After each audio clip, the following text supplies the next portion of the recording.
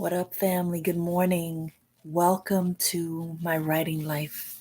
I have decided that today I am creating something new.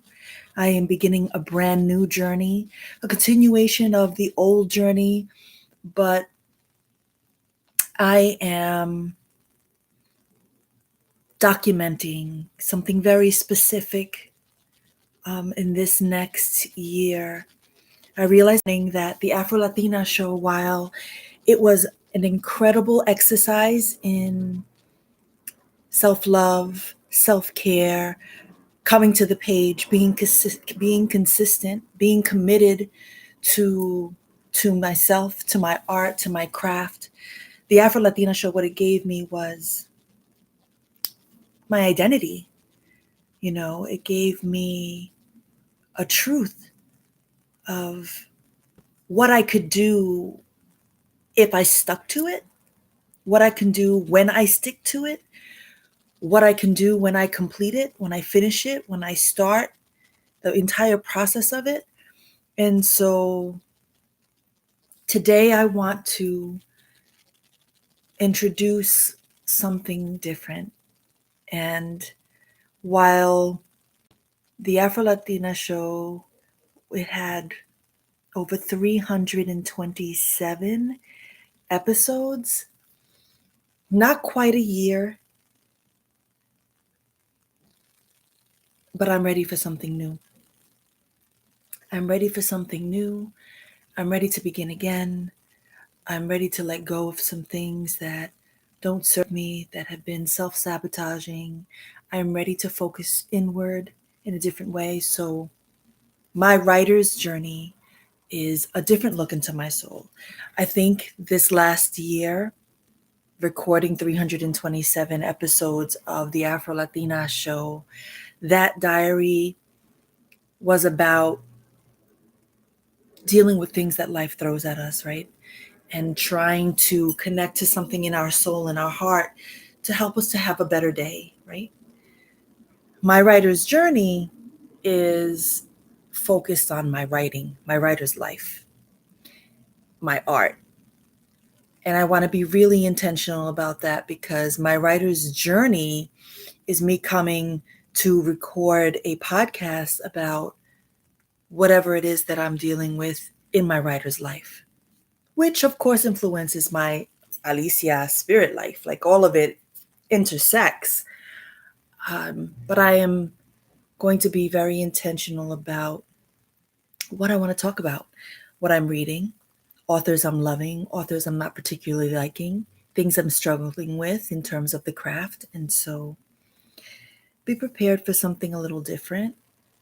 In terms of what I'm sharing, I want to write a lot this year, and I want to honor my brother's life in that way. I want to create more than I have ever created.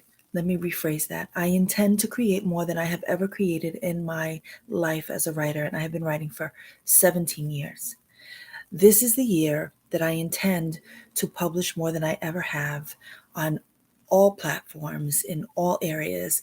And so that requires me to recommit, to look at some of the things that I have going on in my life and set up my life in a way that the writing is center stage. And so, welcome to my writer's life. What I've been writing about over the past few days is grief and loss, anger and rage. I've been looking at some of the things that I've been posting on social media. I've been doing something called a 6-word story, 6-word memoir, where I've been writing these sentences and posting these images about how I'm feeling. I'm done with that. I'm done with the 6-word memoir. I think it was an exercise in releasing some of the things that I've been angry about. And that is all part of the writing process. what I did yesterday that was different than what I've been writing about over the past 4 weeks is more intentional, more thoughtful, more essay form, long form, prose, memoir about loss and grief and anger and rage. And so I'm going to be writing a lot about that in the coming weeks. And so stay tuned. I will not be closing with a meditation because I'm not sure about that yet, right? This is just kind of like an intro to my writer's life and allowing you into a space where I only give you what I want you to know. And so I would like to think that this diary is going to be insight, in the way most writers don't allow you in.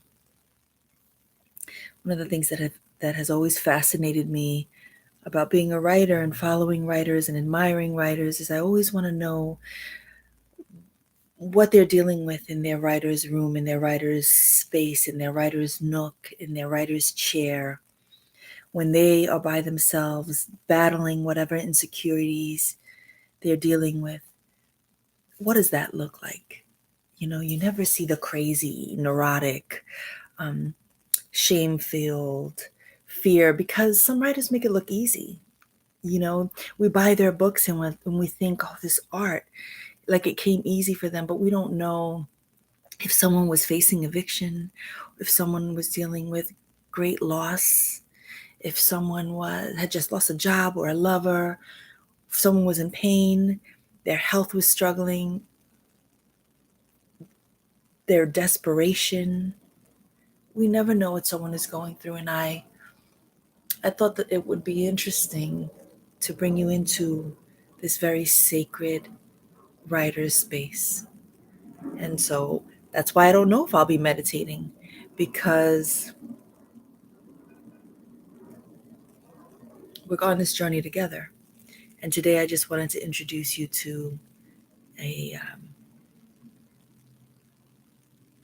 new place, a new mental space that I'm in. And today, the writer in me has been reborn. And so, yeah, there's going to be lots to talk about. But welcome. Welcome to this journey. I am looking forward to co-creating with fellow writers or fellow lovers of art, and in a way that I haven't in a long time. So with that, family, that's it. Welcome to my writer's life. This is Alicia Anabel Santos, and I'll see you tomorrow. Peace.